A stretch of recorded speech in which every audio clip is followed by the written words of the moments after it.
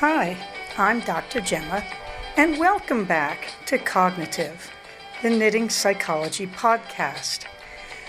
Cheerfully and somewhat irregularly in business since 2008. Segments today may include what's on my hooks, needles, and spindles, a strategy, something I really like, put a lid on it, oh shoot, and blather. So sit back, put your feet up, pick up your knitting, crocheting, spinning, weaving, or dyeing, or any other yarny thing you're doing, and get ready to enjoy. Well, hello there, it's Dr. Gemma, and welcome to episode 97 of the Cognitive Podcast. I was roaming around in Ravelry, and I noticed I have new listeners. That made me feel just wonderful. Thank you for joining along. I'm really glad to see you. As I record this, it is Monday, September, 26th at 4:14 in the afternoon.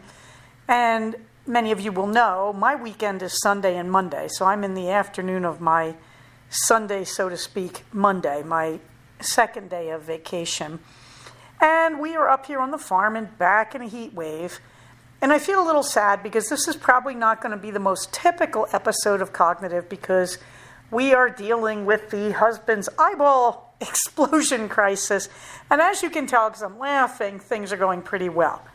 But I did want to just say that up front, that I feel a little bad because I don't know if I'm really doing a real representative episode here, because right now we're holding things together. At the same time, it's always good to talk about cognitive behavioral stuff. And when you're going through a time like we are, this is a really good moment to talk about how you live the strategies, how you get through it. I think it's important that I tell my patients, and I will tell you, that I will never recommend any strategy on this podcast that I do not do myself. And that includes things like medications, not currently, but I've certainly been on them for situations in my own life, and strategies and behaviors. Okay, so what I really want you to know, above and beyond everything else, it's real. It's very real what I'm teaching you here, and I use it in my own life. Otherwise, this would be sort of like waving the magic wand of therapy at you and hoping you believe me. And by the way, if there's a magic wand of therapy, could somebody send it to me, please? So meanwhile, let's get on to what's been going on. Since I'm thanking all my new listeners, I also want to thank everybody who sent their best wishes on social media for my husband's eye surgery.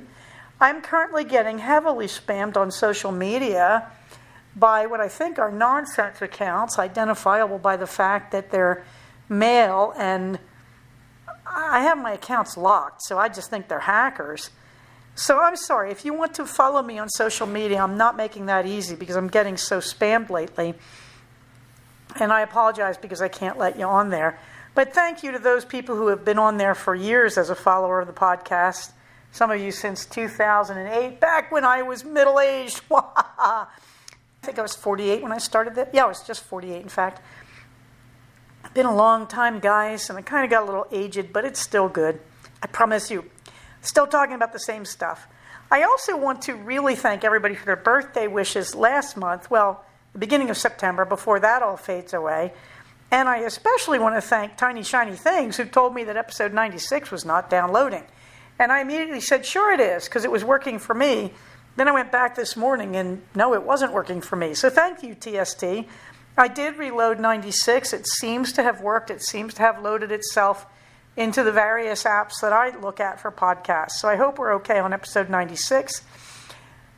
I think I called it Explosions. Now I think I would call it the Whinge episode, so be patient. But I do talk a lot in the strategy about DABDA and about the idea that loss and grief are normal things. That we don't want to erase them, we want to deal with them in a healthy way. Okay, so let's see what else. Well, COVID. Yeah, I'm probably the last person standing who's still taking it seriously, but I'm going to. Please get your shots. Get your kids their shots. Wear a mask if you're in crowded quarters. And that's a hard one to call.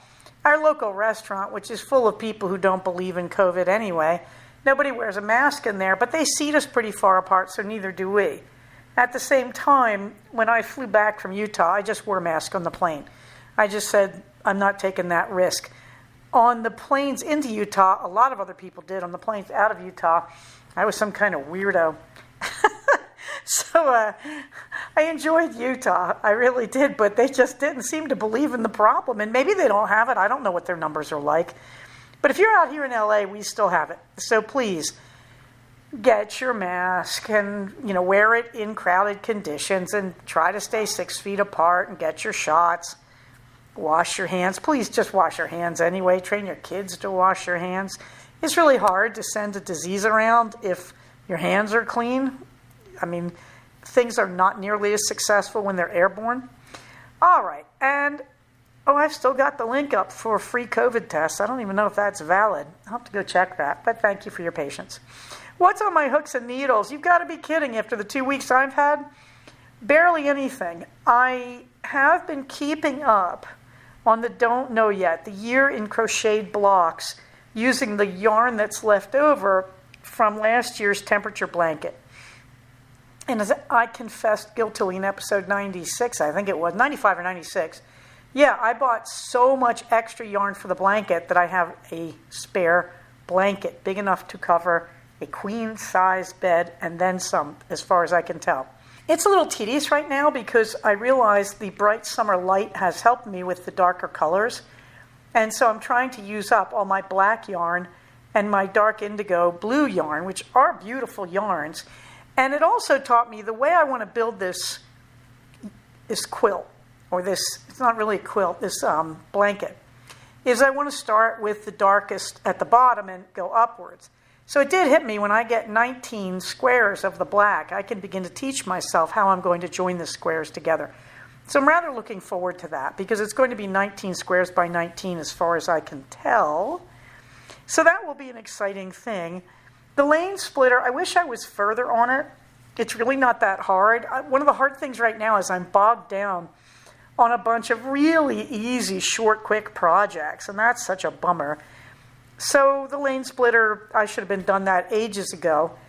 The interesting thing about the lane splitter, it's reminding me very much of the Clappa-T shawl, which is also on the bias, and then you do magic tricks at the end to make the Clappa-T drop stitches that are very, very easy. And, there is this sort of pattern of the rectangular bias knit, and I would recommend you try this. You can make just a ripping good shawl by following the lane splitter pattern. You don't even need to do the purl row. You could just do it totally stockinette. You could do it totally in garter.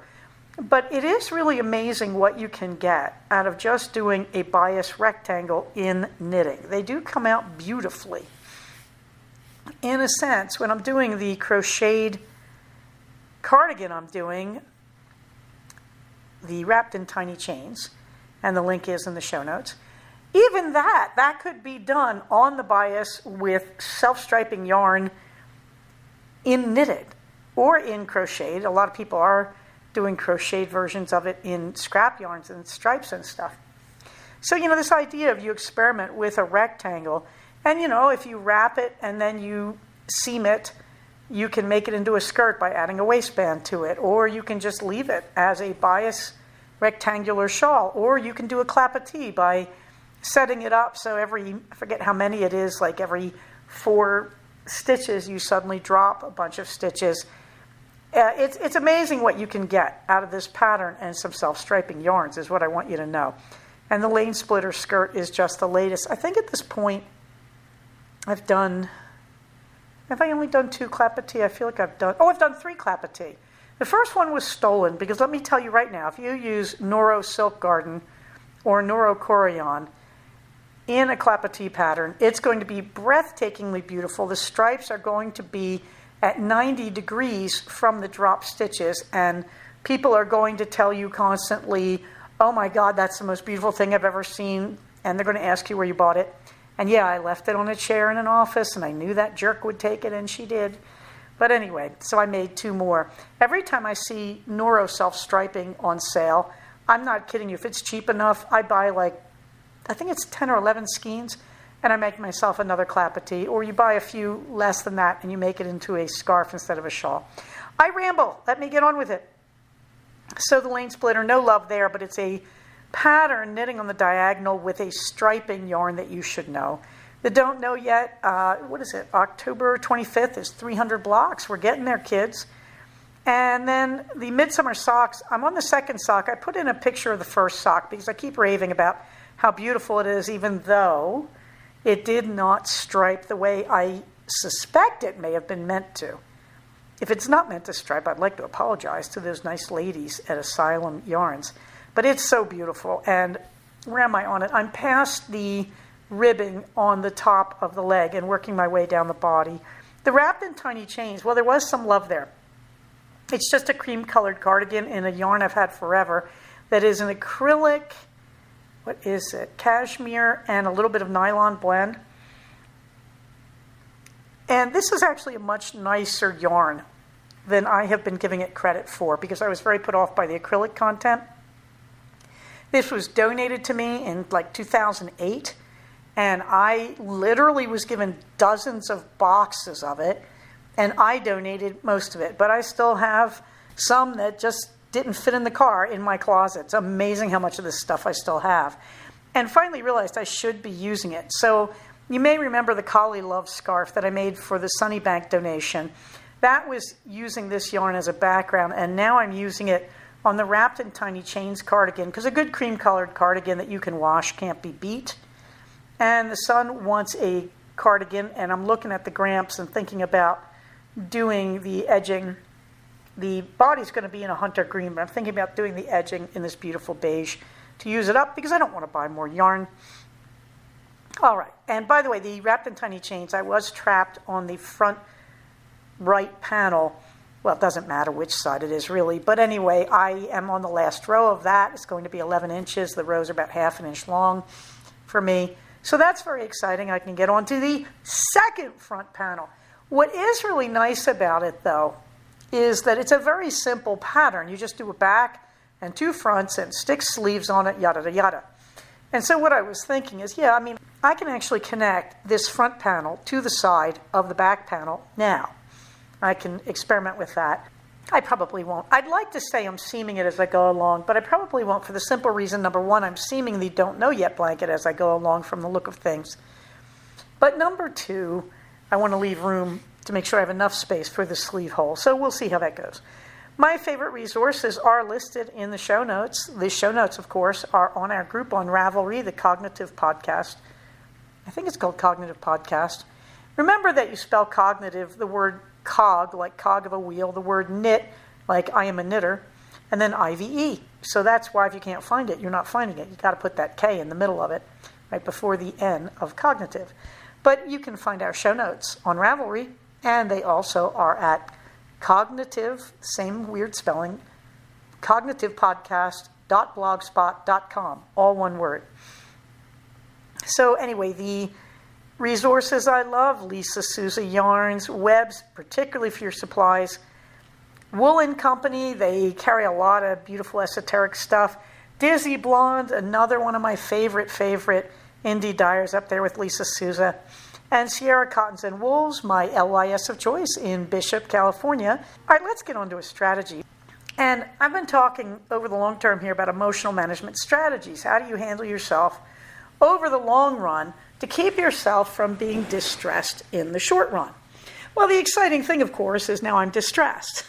Well, I'm doing pretty well with it. But now we have an ongoing situation that's going to last 3 to 4 weeks, where my husband can't come home because of his eye problems, and he's at a hotel. He's got a kitchenette, but he can't really cook. He can't stand over heat or a stove because his eye is healing. He's also not allowed to lift things. So that is the thing, and I'm up here on the farm keeping the farm running and keeping my job running. So it's very interesting because now I get to watch everything go into play. And several of you have commented about me being in stress cleaning and survival mode. Absolutely right on. And I thought I should talk about this. Like, here I am in a situation where you would say, you know what? This has got to be the payout.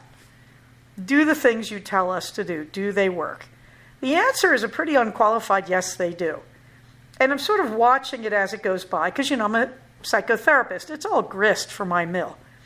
And what I'm seeing is that in the beginning, realizing I was alone in the house brought on a lot of stress.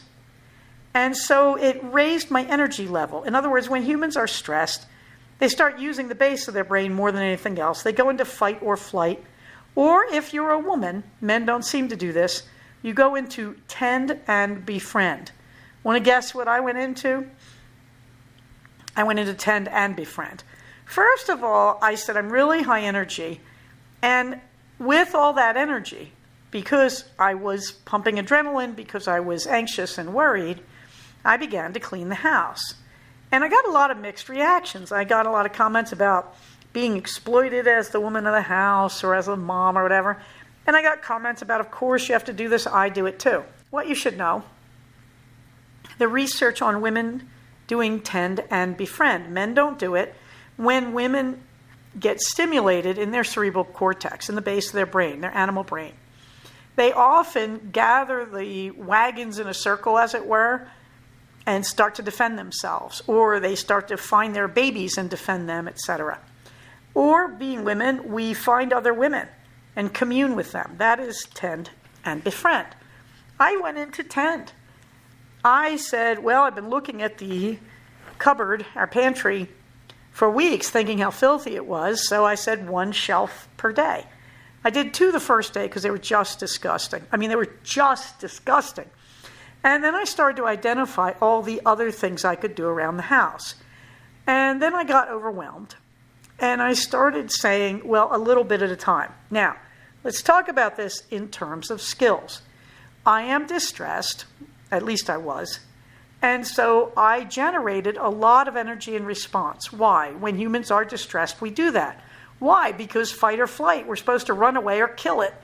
Or we're supposed to gather our loved ones around us and defend them. At any rate, whatever I was doing, you can bet I was pumping cortisol and adrenaline, the anxiety hormones, and I had a lot of extra energy. And since there was nowhere to run and nothing I could do, I had to put the energy somewhere. And so now we get into distress tolerance. That my instinct was to tend, was to repair, to fix, to improve, to say, well, when you guys come home, the house is going to be just beautiful, and all these things will be improved. So I started doing that. And the interesting thing was it was high energy for a few days, and then my energy began to flag, which is good. You can't stay in that state for a long time. And so now I can think about, well, okay, so what am I doing in terms of distress tolerance? Because I am distressed. I'm worried about my husband. I'm a bit lonely for the boys. Okay, so let's look at what I started doing. Well, the acronym accepts. A, activities, you betcha. Doing activities all over the house. Anything I could think of. Okay, and then there's C, compare. Well, we're really lucky. This could have been a lot worse. He didn't have to lie face down. He doesn't have to stay away from home for months. He can be home in 3 to 4 weeks. That's the compare skill. I compare it to this could be worse or worse things I've been through. And I have been through worse. I remember my father's time of dying, where getting through it all was also realizing at the end of the process, I'd be missing my father. I'm just grateful it's about my husband's eyes and he's doing great. So there's a compare right there. Contribute, you betcha. I'm making the house nice for the boys. E for emotion, separate your emotion from the actual problem. Yeah, I've been doing that all the time. I've been saying I am just really stressed. And this is not fixing my husband's eye problem or bringing him home. But to fix his eye problem and to bring him home, I have to hold down the fort for a few weeks. So I am working on my stress. How? ACC, the first letters of accepts. The P, the push away. That's at night. When I go to bed at night, it's hard. I miss all the comfortable house noises. So I've changed a few things. One is I listen to Jane Austen at full volume with my iPad mini plugged into its charger next to the bed, and I push away. I think about being Lizzie Bennet. I wonder what Pemberley would be like in the winter. I wonder how many months out of the year she and Darcy spend at Pemberley. I wonder who Georgiana Darcy eventually married, So that's the push away. I'm taking a sort of mental vacation from my stress. Thought stopping. Well, that's the same thing. I haven't had to use a lot of counting backwards by sevens or the really extreme thought stopping, but I do spend a lot of time saying, instead of dwelling on how I feel about this whole situation, I will use the other skills, or I will clean something so intensively that I can't think. Right now I'm thought stopping. The living room is kind of disassembled because I moved all the couches because I wanted the Roombas to get all the dust under the couches. Then I realized I kind of like this arrangement. So I'm thinking about changing the order of the furniture in the living room. This will make my husband insane. But hey, it's my house. I can do it. If he wants to move him back later, we'll talk about it. We'll negotiate. We have a pretty good arrangement. I'm just thinking it might be nice to get a bit of a change. All right, so there's some thought stopping. And it's also a bit sensory, that sometimes I just retreat into my senses. I try to get out of my head and into my body. Right now, that's the physical exercise. So that's going down to the corral, feeding the pony and the alpaca, but also saying, wow, look at all the baling twine on the ground here. I'll move that every day. I'll do that. So to get out of my head every day, I'm doing a little physical work, whether it's cleaning a corral, believe me, not the whole corral, just a little bit at a time, or moving boxes or whatever. And that just gets me involved in the fact I'm helping my health because I'm dusting down the house in some places it hasn't been dusted in a while. If you look on the show notes, you will see a picture of some of my projects where I say I'm working in small steps on home projects. In case you're wondering, the top right is our big walk-in closet. I scooped that out in the beginning of the quarantine. It still could use some work. So it's looking partially scooped out in that picture. It's been even more scooped out ever since. And yes, if you see a bag that says Webs on it, that's right. There's some really boffo DK weight yarn from Webs. I don't know how many years it's been sitting in that box. I probably bought it at a Stitches West, which means at least 3 years. But as I recall, I bought it many, many years before that. So I don't even know if I've got it in my Ravelry queue or my Ravelry stash. I have to go look at it, but it's really handsome. So I vacuum sealed it, and I'm just checking to make sure there's no moths in it. And if there's no moths, I'm going to make a sweater out of it next year because I have like 1,200 yards of this stuff. At any rate, I'm working on that. And then you can see there's a Roomba sitting in my big bathroom that I'm doing the bathrooms very slowly. Like I brushed out the toilet bowls yesterday, and then I wiped down the whole toilet today, and I'm hoping tomorrow I will wipe down the countertops, which is kind of big in our bigger bathroom, as you can see if you look at it. And then I want to get to doing some moisturizer on the woodwork in the front of the cabinets, and then I'm finally going to vacuum and mop those floors. So in the meantime, I'm letting the Roomba just pick up the waste. And then you can also see the litter box. That day I completely changed and hosed down the litter box. Okay, so I'm doing these little things. The other acronym I'm using, of course, is IMPROVE. Imagination. I keep thinking about what it'll be like when they come home and they're so surprised at how nice the house is. Meaning, look, if I have to be alone for a few weeks, number one, it's a great time to train the dogs, who I feel pretty good having basically 2 70-pound dogs and a 40-pound dog around the house. But I'm also learning to be a little bit on my own again, and I am finding it pleasant. Like there is a sneaking part of me that is enjoying the privacy and the chance to do whatever I want to do. What is that? Let me see. We're in improve. P, prayer. Oh, yeah, but I do that all the time. This reminds me to say, though, please, if you're the praying type or sending good energy or love, Iran. Think about the women in Iran. I am just saying. I do not understand living in Iran, okay? So I don't want to pass judgment on anyone, but there's no question that the women are being very, very heroic and brave. And I'm just hoping this comes out as well as it can, okay? But Iran. And that's prayer. And I'm doing, my fair share of it. And what does prayer do in terms of psychology? Prayer makes you feel connected with something larger than yourself. Let me point out, if you're not the praying type, there are a lot of other good ways to do that. I crochet teddy bears for Mother Bear, which gives them to kids in third world countries who have been orphaned by AIDS. That makes me feel like I'm part of a bigger thing. Talking to my friends makes me feel like I'm part of a bigger thing. So when you're thinking of the P and improve in that acronym, remember you can use prayer just to connect yourself. Doesn't necessarily have to be talking to a deity if you don't go that route. So we're on the acronym IMPROVE: imagination, meaning, prayer. R is relaxation. Oh yeah, I'm doing it right now. I'm lying on the couch talking to you, which I find really comforting. So thank you for being good company to me. The O of IMPROVE: one thing at a time, you betcha. I get overwhelmed really, really easily this past week, I've learned. I really thought the ASL classes were going to kill me last week. I just had such a hard time coming back from all the surgery, and I had 4 days off in a row, and I thought I'll be great for ASL class that night. No, I wasn't. I was really shaggy. I feel shaggy now.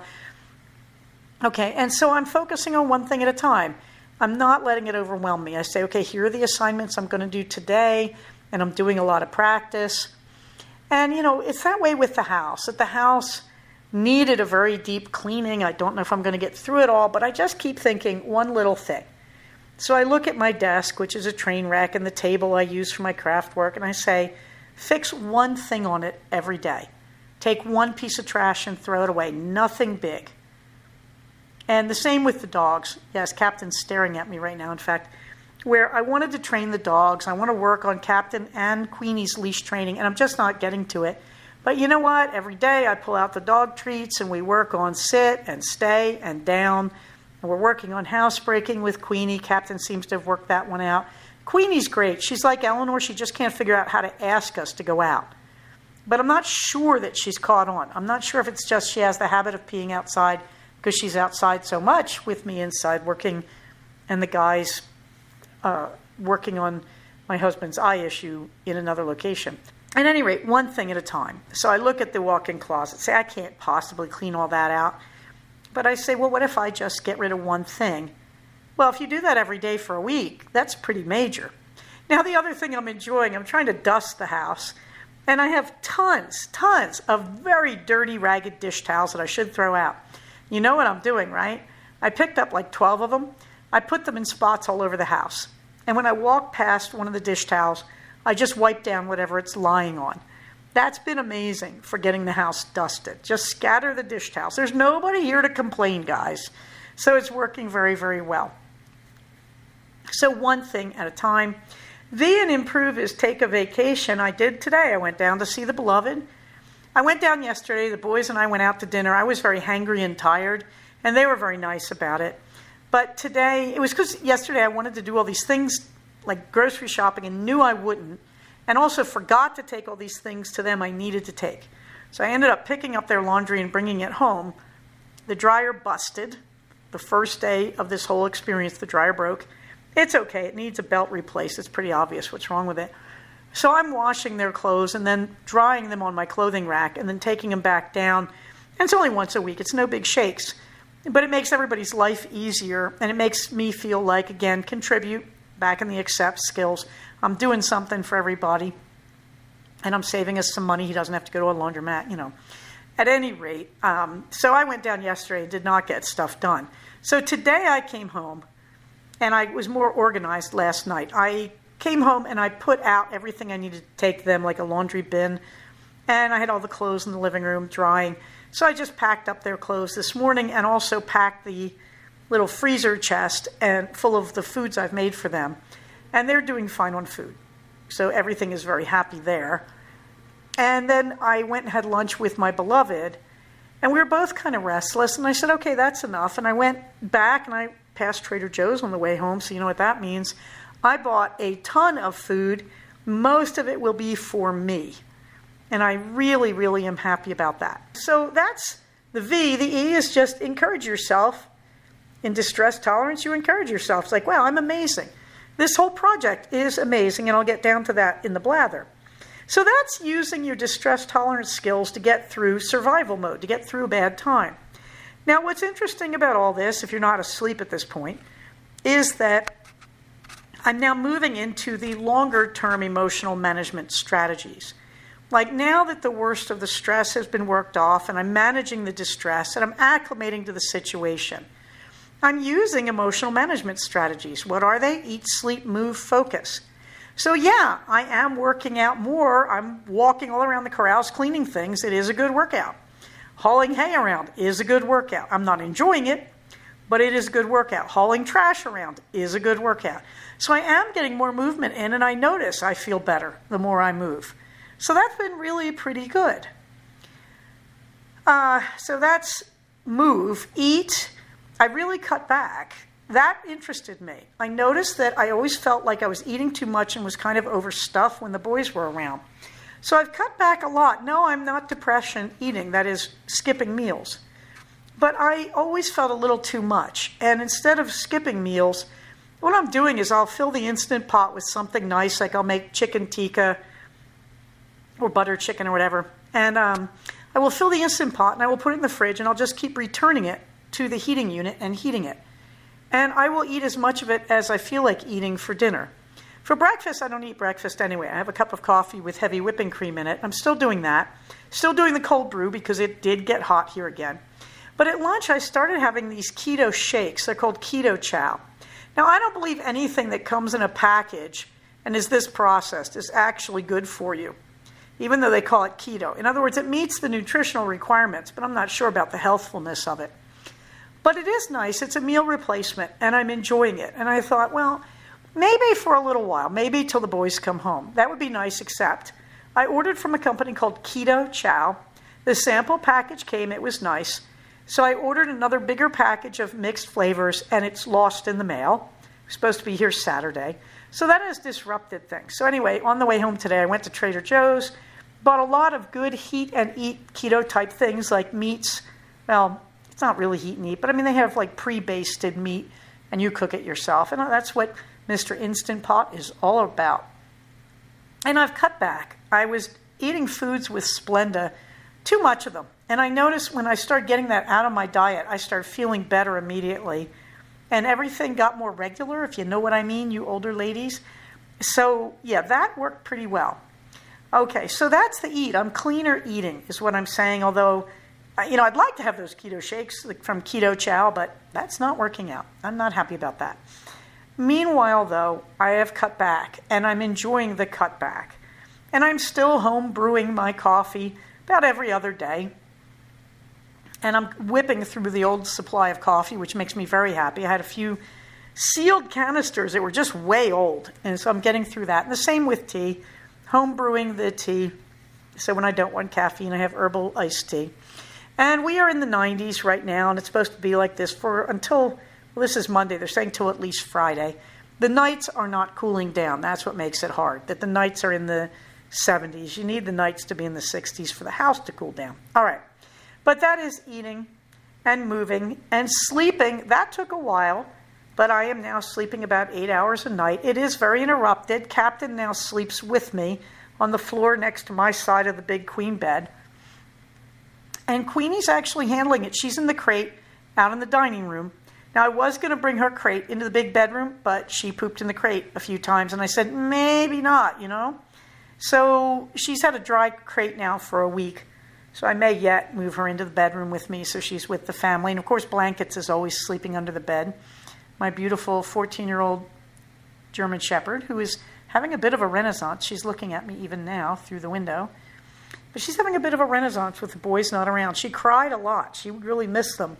But now she's just kind of hanging with the family a little more. Okay, so eat, sleep, move, focus, yes. I'm doing a lot of focus. I'm not doing knitting and crocheting, but I am doing meditating. I am doing focus on the ASL stuff. I'm studying and learning a language. So basically, here you go. In the middle of my sort of crisis, it was a crisis last week. This week, it's just sort of survival mode. I'm trying to use all the skills, and they do work, and I'm really relieved because I'd hate to be misleading you. Now, you can see the ACT model in the show notes, and I could talk about all of this from that example, but I won't because this is getting way too long. In the meantime, go Ukraine. Go Ukraine. Fighting back, just going to say, makes me happy. Yeah, very sad about some of the other things there, and I'm just not going to go there. Fluffy books, I haven't really been reading. I've been mostly working on ASL and stress cleaning and whatnot. I do want to talk about She-Hulk on Disney again. Now, they got to episode 6, and these series are usually 6 episodes long. Apparently, they're going into overtime. Looks like there's going to be more than 6. Episode 5 I did not like, but I think it's because I feel like they're being very inconsistent with who the character is. That she goes to a party, people are being mean to her at the party, and instead of just leaving, which frankly I would have done, she gets drunk in her Jennifer Watson form. And it's like, why are you doing this? You know better. That she's invited to this wedding as a setup. She gets abused by the bride. Now, she does a dumb thing. She shows up as She-Hulk, which the bride says, why are you doing this? I invited you because we've been friends since high school. I wanted my friend. I didn't want She-Hulk. And, this is my event, and you're stealing all the attention. And I agree with that. And so Jen immediately becomes Jen again. And she tries to get through an episode as just Jen Watson. All right, cool. But then she finds out that they're just being mean to her. All the bridesmaids are mean to her. The bride is mean to her. And then her nemesis, the nemesis is kind of weak, frankly. But the nemesis shows up and she realizes, it's just a setup and the nemesis is being mean to her again. And so when she's drunk, of course, it's Marvel. The nemesis decides to have a fight with her. And we know it's just a matter of time till she greens up and fights her. Yeah. And so I was really disappointed. However, a very intelligent thing is brought up at the end. And it's about the dangers to women on the internet. It's about the dark web and how when women get famous, they often become targets. Now, this is Marvel. It's a little bit paranoid, to put it mildly. However, when you're watching this, keep in mind, it is a very good point they're making. Now, back in the 90s when the internet was first becoming strong, I was treating kids. We had a huge problem with sexual predators on the internet. I kept meeting teenage girls who were going to go run away to meet the predator they'd met online. Of course, they thought he was like the answer to all their prayers. And they had no idea he could be sending them false information, phony pictures, whatever. And it is a point worth making, particularly since there is a young female audience for She-Hulk. It is a point worth making that the internet can be dangerous to women and that we have to train our daughters and our cousins and our nieces and our grandchildren that the internet is not a safe place. We cherish the freedom we get in America on the internet, but that also sets up danger as well. So, 10 points to Disney. They're doing this, Marvel, they're doing this in a kind of paranoid way. But, the interesting thing about the whole She-Hulk series is there are these underlying themes about what women have to endure and tolerate in order to succeed and be professional in our culture. Everybody talking about why she won't get married and won't she be lucky if she can find a guy. Oh my God. I still have flashbacks about that time in my life. So I'm enjoying She-Hulk on Disney. Even when it doesn't do the job I want it to do, it still is pointing at some very important stuff. I get a little tired because they're overusing the breaking the fourth wall thing. Obviously, they heard that from their fan base, because in this episode, only once. And I was really happy about that. The inconsistent characterization is a bit tiresome. However, I'm enjoying it quite a bit for its themes.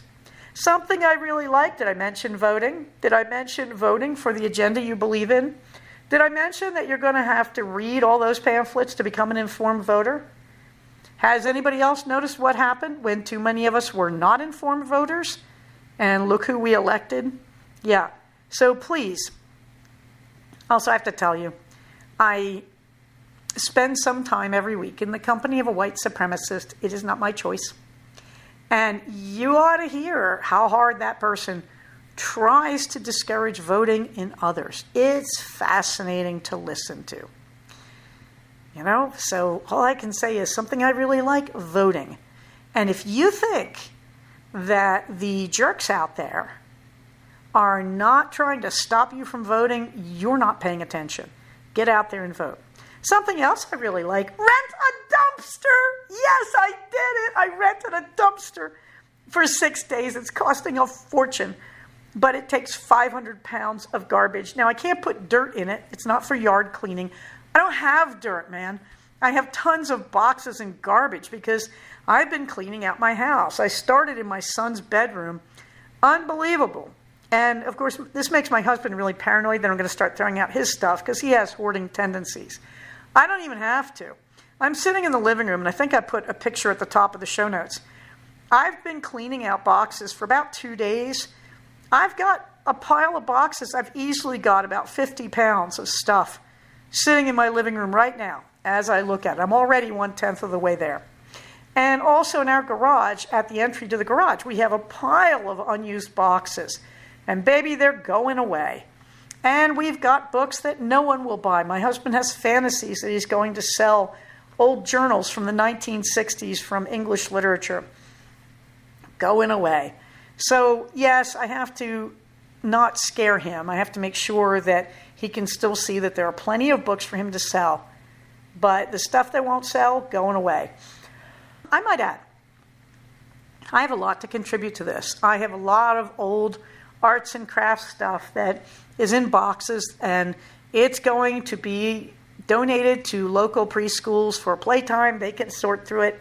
I have rubber stamps and paints and all sorts of things. My son does too. Going away. Old comic books that are all ripped up, old little kid books that are very ripped up, going away. I rented a dumpster. How do you do this? Well, when you're out in the hinterland like us, you call your trash provider, that is the person who picks up your trash, and you find their rates. If you're in a city, you may find that the city itself will be happy to help you at reduced cost. This is not small. I'm paying like $500 for this to happen. I don't care. They bring a dumpster. They put it in my driveway. I keep it for 6 days. Why 6 days? Because I think my husband could come home on day 7. So I keep it for 6 days. And I just am going to every day spend 15 minutes putting boxes and trash in it. I tell you, I cannot wait. I cannot wait. I never thought I would hear myself say something like this, but I am so excited. Something I really like. I'm renting a dumpster. Put a lid on it. I killed my vacuum sealer. Can you believe this? Okay, I knew I shouldn't use wet things in it. It basically sucked some of the juice from a roast beef into its engine. Okay. So the thing is, though, learn from your mistakes. I bought a new one, but this one has a pump sealer for mason jars and cans and bottles. And so now I can put a lid on things and pump the air out of the lid and seal it. Instead of using a canning apparatus on my stovetop, instead I can use this to seal jars full of liquid. The other nice thing is I still have plenty of dry things to vacuum seal. That's not going to be a shortage. Did I mention I just vacuum sealed a sweater's worth of DK weight yarn from webs that has been lying around my house forever? I vacuum seal my yarn because if I think there might be moths in it, if it's been around a long time and I'm not sure if it's been mothed, I will vacuum seal it because you'll find out inside of one winter that baby will have moths inside it, dead, but they'll be there. And this looks really good, by the way. I don't know how it's avoided getting mothed, but I don't see any evidence of mothing in it. Can't figure that one out, but none whatsoever. So I'm very happy. Thank you, Webs, another quality product. I don't know how you did that. Did you moth-proof it? I don't know, but you guys rock. Okay, so I vacuum seal quite a few things besides food, anything I want to keep dry or seal. And at the meantime, I now can pump things out, and I'm now sadder but wiser. Also, vacuum sealer prices came way down. The price of my original vacuum sealer, which you had to hand cut the bags with a slicer on the back and all this, well, yeah, now that same price, you get one that automatically cuts, takes a smaller roll, but I'm not worried about that. I will find ways around that because I have these big leftover rolls from the other one. It takes both 11 and 8-inch rolls. I much prefer 11-inch. I much prefer. But this thing does it all pretty automatically, and so I still have to learn how to use it, but I'm very excited that I have a new vacuum sealer. Sure, I just went to Amazon and said, voila, send me a vacuum sealer. In the blather, you've probably heard most of it, that right now, ASL, we are in week 6. Save me, save me, save me. We're getting through 5 units of this workbook, and then it's all storytelling and narrative. I'm so frightened. We're about halfway through Unit 3. At the end of Unit 3, we get to our midterm, which, I don't know. I'm just not that sharp. She goes really slow on the tests. I have to give her credit because the workbook demonstrators go a lot faster. I am using the teacher's edition, including the answers manual. I'm so grateful for this. I have learned something important, that here in the age of the internet, if you have the money, you can buy the answers. But in this class, since I only see her for 2 classes a week, and she does not go over the workbook exercises, you simply hand them in. And she does score them. And I thought, okay, look, that's not fair. I'm never finding out how to correct myself. So yeah, I don't cheat. I will say that I do the exercises without the workbook. I don't cheat, but then I go back and I will look at the workbook and see what I got wrong, and I will review the videos over and over to try to understand why I missed it. It's only been one thing, I think, so far I haven't been able to get, which was some wackadoodle addition and subtraction really fast. And also, I'm not always sure the teacher's guide is correct, but I have seen 1 or 2 things that look like mistakes to me. Even so.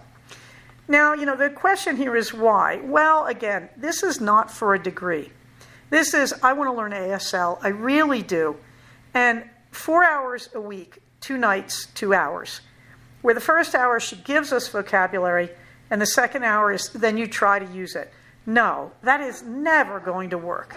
We are at over a 300-word vocabulary in 6 weeks. No, I'm not learning 50 words a week. I want to, but I can't. And remember, this isn't Spanish class or Latin class where you have a textbook that has all the vocabulary and there are all these other resources. This is ASL. Your textbook, it's taught by deaf people in the textbook. So when they teach you vocabulary, it's all on DVD. They don't tell you what the words mean. They just say, here is a category, and they do this wiggly thing with their hands. And you have to go through the workbook and realize they mean, in this case, shapes or letters or numbers. So it's not like you get a vocabulary word and then you get a nicely written definition. They want you to learn to do it by context, and that is hugely important in ASL. ASL uses a thing called classifiers. So, for example, I might say, I picked up some gum and my fingers got sticky. But the classifier would be, how sticky? Like with my facial expression, I may show a little inconvenience and snap my fingers back and forth. Or I may show, oh no, the gum, I am stuck to a tree, and I'm like pulling with my hand and making these horrified facial expressions. Okay, that difference is called the classifier. And you have to use it, which means you have to learn to watch ASL and not try to translate word by word. You have to get the gist. And so I'm struggling to do that. The finger spelling is like that too, that you're not supposed to read finger spelling and go, oh, C-A-T, she spelled cat. You're supposed to go ka-at, like you did when you learned to read English or whatever your first language is, where you didn't read a word when you were learning English and go C-A-T, cat. You were supposed to sound it out, ka-at, cat, cut, and then the teacher could correct you. Okay, well, you do that in finger spelling. So, it's really challenging. I have the teacher's workbook edition. I'm really grateful. It also means that if I don't get to take ASL 2, I can keep working this workbook on my own to learn more vocabulary and keep going until I can get to the next ASL class. Nonetheless, it's scary sometimes, let me tell you. In the meantime, well, the pup date, no love. We're all just getting through things. Queenie is doing pretty well. She's just growing up. She's growing like a weed. We're on her second collar.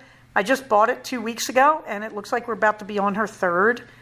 And the girl dogs still defer to her.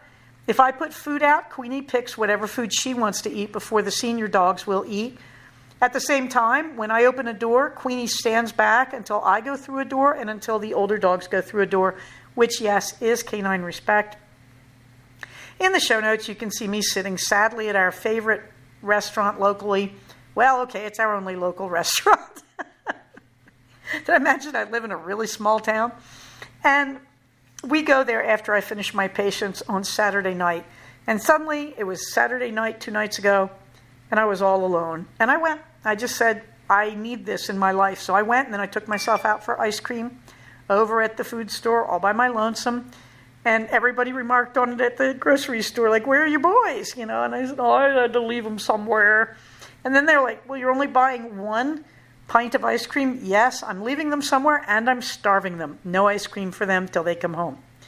My son was jealous. Fortunately,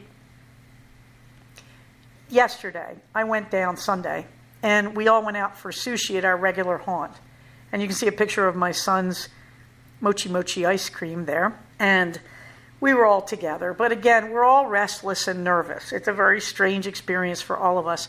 But the dogs are doing okay. Blankets and Captain, as I said, sleep in the bedroom with me. Captain will roam around the house. I did finally turn the air conditioner on again last night because we had 2 days in the 90s, and I said, okay, the house isn't cooling. So Captain will sleep with me. Otherwise, she goes out in the hallway to catch the breeze. Blankets lives under my bed, as she always has, but during the day, she's out with the other girls a lot more now. The pony and the alpaca are doing just fine, Roxy and Jubilee. Jubilee is hanging out by the pony because I'm giving her bigger helpings than I think my son does. So they're both waxing a little bit plump, which is good, actually. I wanted them to put on some weight. The beloved Hubs is nervous about getting his vision back. I don't want to say anything gross. It was a fairly gross procedure, so I don't want to make anybody feel sick. But his eye has to heal and sort of rebalance its internal liquids. And there's really no way to know if that'll work. It usually does, is the best we can get. And so I'm watching the girls are outside my window here, and they're all just wrestling. It's dinner time. That's how you can tell. When they get hungry, they start trying to chew on each other, I think. At any rate, he has to put up with waiting for his eyeball to kind of rebalance its internal liquids. And it's a little bit nerve-wracking for him, but he's been pretty good. He's been holding on. And again, he's doing heat and eats, and he's keeping my son on track with school, and he's down there working on his contract writing. He's got all his stuff down there with him.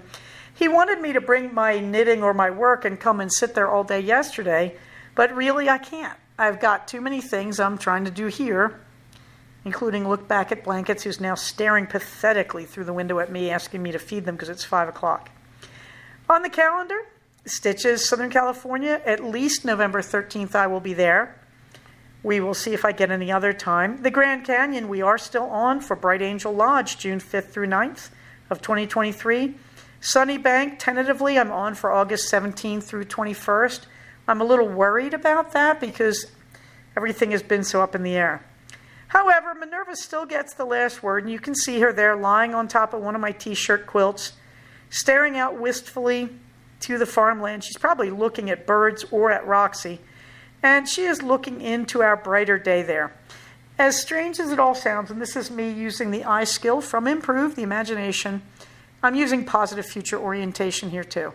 This will end. I keep realizing 2 weeks from today, I will have gotten rid of 500 pounds of trash if I have anything to say about it. But things will be much better here on the farm. The boys will be back. The house will be cleaner. The dogs will be more trained. The corrals will be cleaner. The pony and the alpaca will be more plump. And we will just be paying off bills because, we're going to have a few of them. However, I have to say, all by myself now, I think I've spent like $1,000. I don't know what all on. Groceries and the new vacuum sealer and the dumpster. It's been very strange doing that.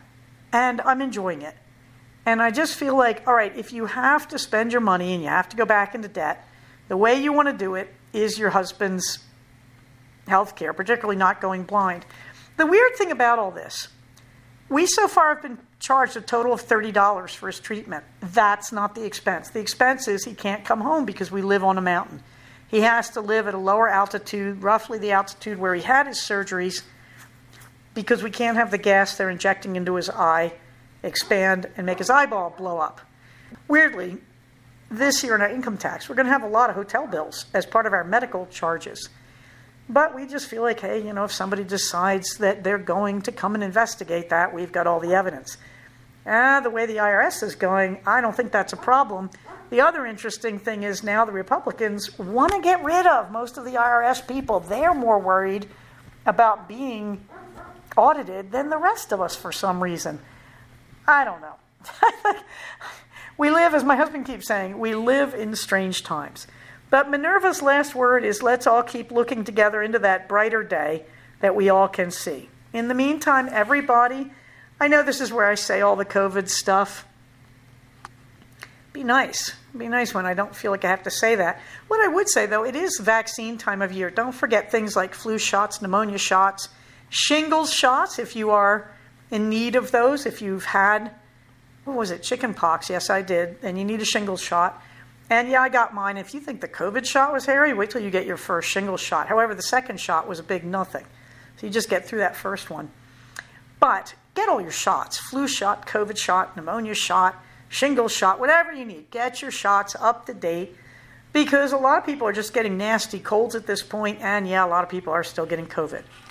But in the meantime, everybody, the whole point of this is we are a community. We do not work as individuals. We work first as a community. We love each other. We protect each other.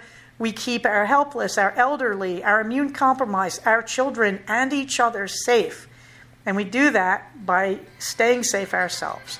So everybody, please stay safe, take care of each other, and I will talk to you soon. Bye-bye. So we have come to the end of another episode of Cognitive. Please do not use this podcast to diagnose yourself. If you think you are having a mental health problem, please contact a licensed mental health professional. Show notes for these episodes can be found at cognitivepodcast, all one word, .blogspot.com. Episodes can be found at iTunes under the name Cognitive Podcast, but also can be found posted next to the show notes on the Blogspot page.